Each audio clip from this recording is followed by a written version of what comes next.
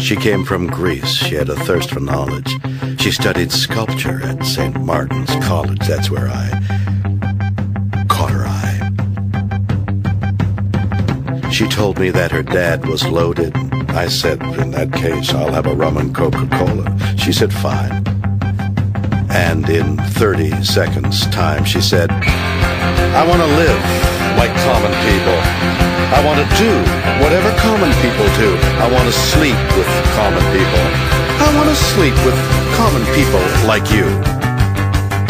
Well, what else could I do? I said, I'll see what I can do.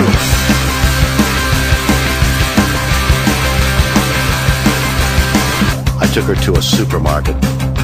I don't know why, but I had to start it somewhere. So it started there. I said, pretend you've got no money. She just laughed and said, oh, you're so funny. I said, yeah? Well, I can't see anyone else smiling in here. Are you sure?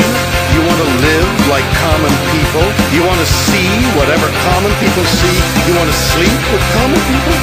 You want to sleep with common people like me? But she didn't understand. She just smiled and held my hand.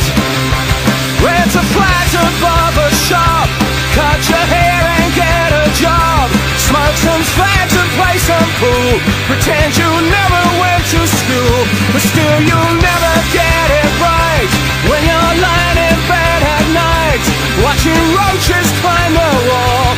If you called your dad, he could stop it all here. You'll never live like common people.